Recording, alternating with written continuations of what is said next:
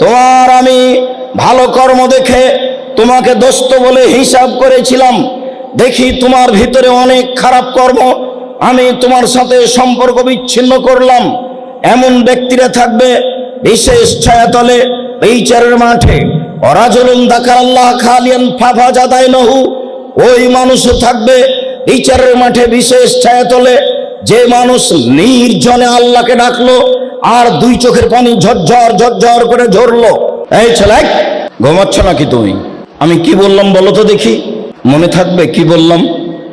আবারও বলছি, নির্জনে আপনি আল্লাহকে ডাকছিলেন, ডাকতে ডাকতে দুই চোখের পানি চলে আসলো। নির্জনে ডাকতে হবে, একাই, ঘর বন্ধ করে দিয়ে। ঘরে যেন হঠাৎ কেউ ঢুকতে না পারে। হঠাৎ ঢুকে গেলে কেমন কেমন লাগবে, মানে একটু কেমন কেমন লাগবে। আর রাতে উঠে ইবাদত করতে শিখতে হবে, বেশি না পারলে 2 রাকাত। যেমন ভাবে বলেছি, বেশি না পারেও যদি কোরআন মাজিদ পড়তে সূরা ইখলাস 3 বার, ঠিক অনুরূপী বলছি, বেশি না পারলে 2 রাকাত সালাত আদায় করবেন রাতে। 2 রাকাত সালাত আদায় করে একটা কান্নাকাটি করার পরিবেশ নিয়ে আসবেন। আল্লাহকে নির্জনে ডাকলো, দুই চোখের পানি ঝরঝর করে ঝরলো, এমন মানুষ বিচারের মাঠে থাকবে বিশেষ ছায়াতলে। এই হাদিসের এই বাক্যই হচ্ছে আলোচনার সাথে সম্পৃক্ত। ওয়ারাজুলুন দাআতহু ইমরাতুন যাতু হাসাবিন ওয়া জামালিন, ওই লোকও থাকবে বিশেষ ছায়াতলে বিচারের মাঠে, যাকে সুন্দরী সম্ভ্রান্ত পরিবারের যুবতী মেয়ে জেনার জন্য ডাক দিল, তখন সে বলল, ইন্নী আখাফুল্লাহ, আমি আল্লাহকে ভয় করি।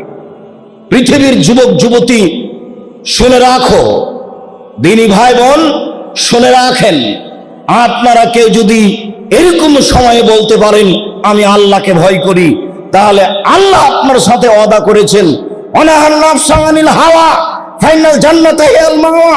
পৃথিবীর মানুষ মনে রেখো, তোমরা যারা অশ্লীল কাজ বন্ধ করতে পারবে, আমি আল্লাহ তোমাদেরকে জান্নাতুল মাওয়া দিয়ে দিলাম। পৃথিবীর মানুষ শুনে রেখো, যারা অশ্লীল কাজ বন্ধ করতে পারবে, আমি আল্লাহ তোমাদেরকে জান্নাতুল মাওয়া দিয়ে দিলাম।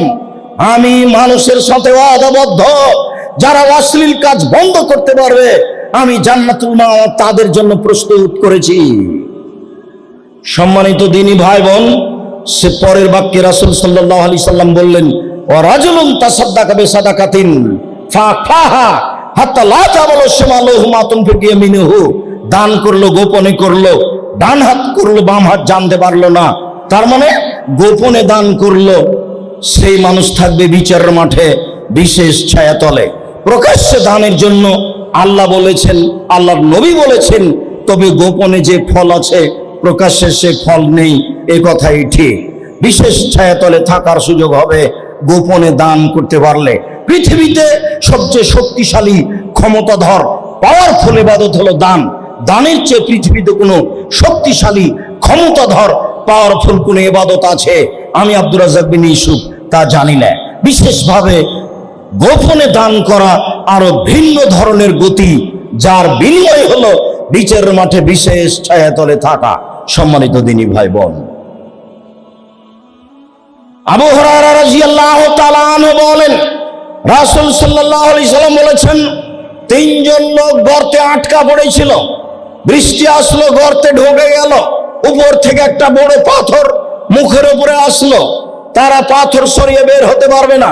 3 জনের তৃতীয় জন বলল, আল্লাহুম্মা ইন কুনতা তাআলাম, হে আল্লাহ তুমি যদি জেনে থাকো, আন্নী ইস্তাজারতু আজিরান ইয়াওমান, আমি একটা কাজের জন্য লোক নিয়েছিলাম, ফাআমিলা নিসফান নাহারে, সে অর্ধেক দিন কাজ করেছিল, ফাআতাইতু আজরাহু, আমি তাকে তার পারিশ্রমিক দিলাম, ফাসাকাতাহু ওয়ালাম ইয়াখুজহু, সে রাগ করলো, সে পারিশ্রমিক নিল না, চলে গেল।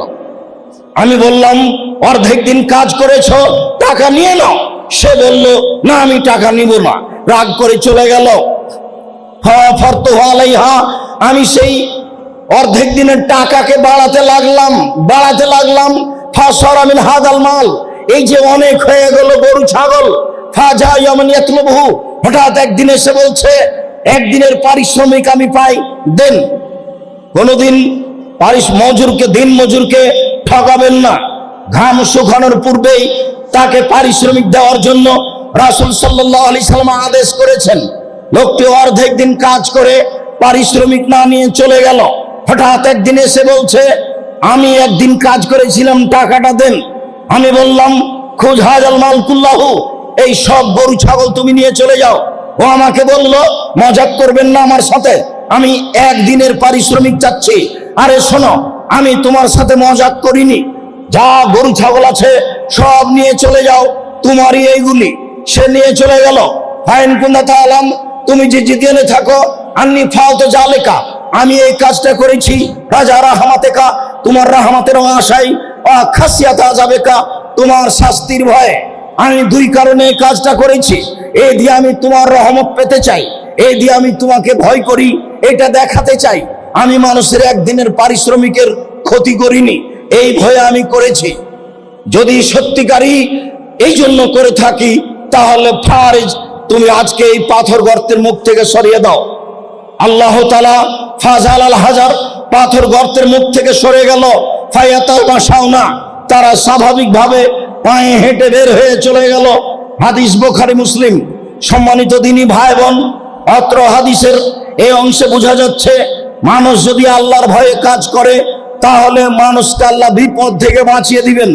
আরো মনে রাখবেন, এই হাদিসে আর একটা কথা আছে, যদি আপনি অশ্লীল কাজ বন্ধ করতে পারেন, পৃথিবীর যে কোনো বিপদ থেকে বেঁচে যাবেন। যদি আপনি অশ্লীল কাজ বন্ধ করতে পারেন, তাহলে পৃথিবীর যে কোনো পাপ বিপদ থেকে বেঁচে যাবেন। ওই যে তিনজনের একজন বলল, আমি আমার চাচাতো বোনের সাথে জেনা করার ওয়াদা করেছিলাম, আমাকে বলেছিল 100 স্বর্ণ মুদ্রা নিয়ে আসিও।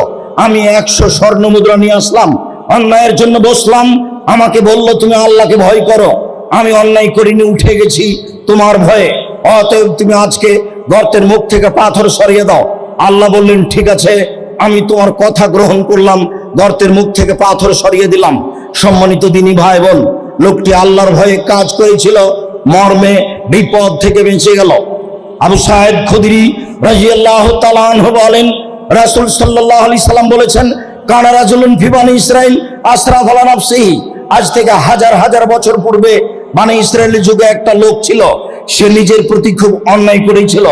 ফাওসাবানি হে, মরার সময় সে তার ছেলেদেরকে উপদেশ দিয়ে বলেছিল, শোনো, এই যে মাতা, যখন তোমাদের পিতা মারা যাবে, ফাহাররিকুহু, ওকে আগুন দিয়ে জ্বালিয়ে দিও। ফাজরু নিসফাহু ফিল বাররে ওয়া নিসফাহু ফিল বাহরে, অর্ধেক চাই পানিতে ফেলে দিও, অর্ধেক চাই মাটিতে ফেলে দিও। কেন? লাইন কাদারাল্লাহু আলাইহি, যদি আল্লাহ তোমাদের পিতাকে ধরতে পারেন, আল্লাহে আল্লাহর কসম, আল্লাহে আল্লাহর কসম, আল্লাহে আল্লাহর কসম, লা ইউযিবান্না আযাবান লা ইউযিব আহাদান ফিল আলাম, তোমাদের পিতাকে আল্লাহ এত শাস্তি দিবেন, পৃথিবীর কোনো মানুষকে এত শাস্তি দিবেন না। শুনে রেখো আমার ছেলেরা, যদি আল্লাহ তোমাদের বাপকে ধরতে পারেন, তাহলে তোমাদের পিতাকে এত শাস্তি দিবেন, পৃথিবীর কোনো মানুষকে আল্লাহ এত শাস্তি দেননি। বুঝাতে চাইলো লোকটা, পৃথিবীতে আমি সবচেয়ে বড় পাপী। পিতা যখন মারা গেল, ছেলেরা তাই করলো, বাপে যা বলেছিল। তাকে জ্বালিয়ে অর্ধেক ছাই পানিতে ফেলে দিল, অর্ধেক ছাই মাটিতে ফেলে দিল। ফামারাল্লাহুল বাহারা, আল্লাহ সাগরকে বললেন, ছাইগুলি জমা করে দাও। আমারাল্লাহুল বাররা, আল্লাহ পানি মাটিকে বললেন, ছাইগুলি জমা করে দাও। মাটি এবং পানি ছাইগুলি জমা করে দিল। আল্লাহ তাআলা বললেন, লেমা ফালতা হাজা, বলো তুমি এই কাজ কেন করেছো? তুমি তোমার ছেলেদেরকে এই আদেশ কেন করলে? তখন লোকটি উত্তরে বলছে, মিন খাশিয়াতিকা, তোমার ভয়ে করেছি, আল্লাহ ভীতি। শেষ বাক্যটাই হচ্ছে মূল কথা। কেন করেছ? তো বলল যে তোমার ভয়ে করেছি। তখন আল্লাহ তাআলা বলছেন, কাদ গাফারতু লাকা, যাও আমি তোমাকে ক্ষমা করে দিলাম।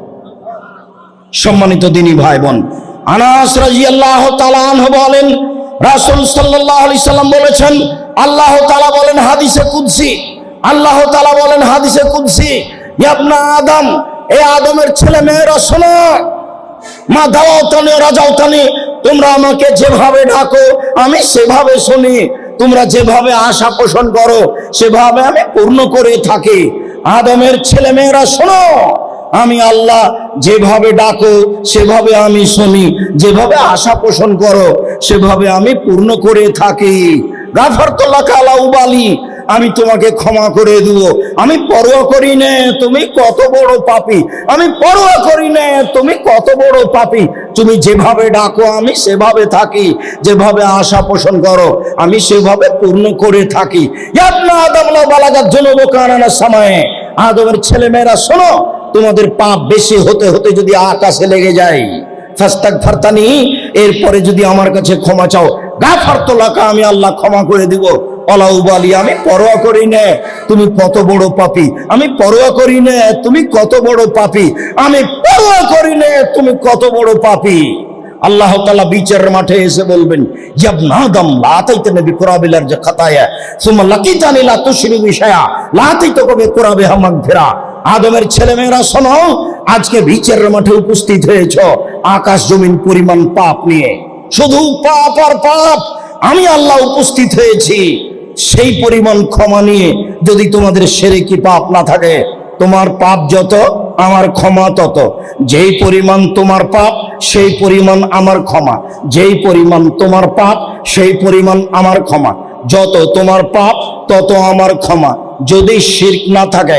আদমের ছেলে মেয়ে শুনে রাখো, যেভাবে ডাকো আমি সেভাবে থাকি, যেভাবে আশা পোষণ করো সেভাবে আমি পূর্ণ করে থাকি। সম্মানিত দিনী ভাই বোন,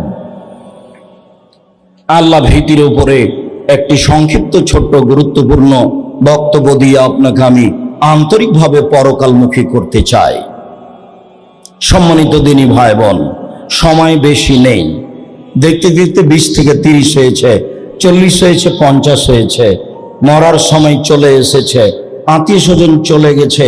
আজ হোক আর কাল হোক যেতেই হবে, এ কথাই ঠিক। আপনার সাথে আমার জরুরি উপদেশ। এক, মানুষের জীবনে সবচেয়ে গুরুত্বপূর্ণ ব্যতিক্রম ভিন্ন ধরনের কাজ হলো 5 ওয়াক্ত সালাত। মানুষের জীবনে এর চেয়ে কোনো জরুরি কাজ নেই, কেননা সব ইবাদত নির্ভর করে সালাতের উপরে। মানুষের জীবনে সবচেয়ে গুরুত্বপূর্ণ কাজ হলো বৈধ রুজি।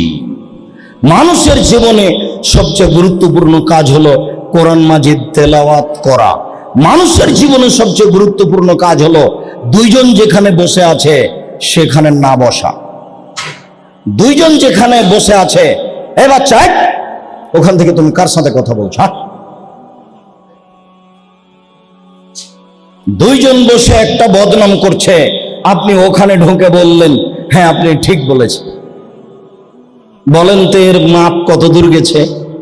সারা জীবন যা তাহাজ্জুদ পড়েছেন সব যদি একদিকে দেন, আর এই বাক্যটা হ্যাঁ তুমি ঠিক বলেছ, এইটা যদি একদিকে দেন, তাহলে এটার পাল্লা ভারী হয়ে যাবে। আব্দুর রাজ্জাক সাহেব প্রমাণ দেখবেন। আয়েশা রাদিয়াল্লাহু তাআলা আনহা বলেন, আরে বলেন কি, একটা ওই এর সাফিয়া একটা খাটো মহিলা, ও একটা ইহুদি ঘরের মেয়ে, এত তার প্রশংসা করেন কেন? নিজেকে বলতে চাইলেন আমি তো উঁচু লম্বা হালকা পাতলা মেয়ে, সুন্দরী মহিলা, যা বুখারীর হাদিসে এসেছে। উমর রাদিয়াল্লাহু তাআলা আনহু বলেন, দেখো মা হাফসা,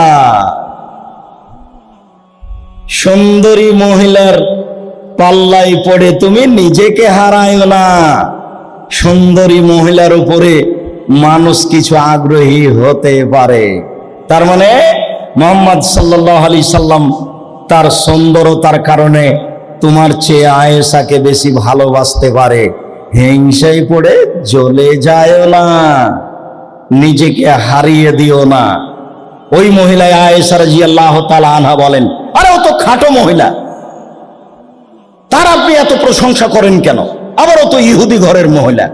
কথা শুনে আল্লাহ রাসূল বলছেন, আয়েশা শোনো, লাকাদ কুনতে কালেমাতান, তুমি এমন একটা বাক্য বলেছো, লা মুজাজাত বিবাহারে লা মাজাজাতু, যদি এটা সাগরে ফেলে দেওয়া হয় তাহলে সাগরের পানি ঘোলা হয়ে যাবে।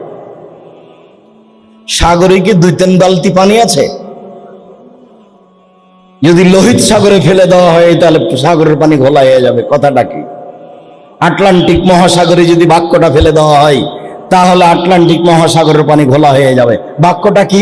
বাক্যটা হলো, আরো তো খাটো মহিলা। বাক্যটা কি বলেন তো? ও তো খাটো মহিলা, তার এত প্রশংসা কেন? এই তো কথা। আপনি ওরা দুইজন বদনাম করছো আর একজনের, তখন আপনি বললেন যে হ্যাঁ ঠিক বলেছ।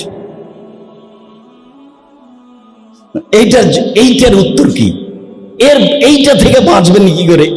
এর পরিধি কত আপনি কোনোদিন বিবেচনা করেছেন? সম্মানিত দিনী ভাই বোন, এক, কখনো 5 ওয়াক্ত সালাত ছাড়বেন না। 2, বৈধ রুজি উপার্জন করবেন। চকলেট দিয়ে ব্যবসা শুরু করেন, 30 বছর লাগবে ধনী হতে। ব্যাংক থেকে লোন নিয়ে ব্যবসা চালু করবেন না। 3, কোরআন মাজিদ তেলাওয়াত করতে হবে 24 ঘন্টায় অন্তত একবার, অন্তত সূরা ইখলাস 3 বার। 4, জরুরি প্রয়োজন ছাড়া 2 জন যেখানে বসে আছে সেখানে বসবেন না। 5, পরিবারের উপরে কঠোর হবেন।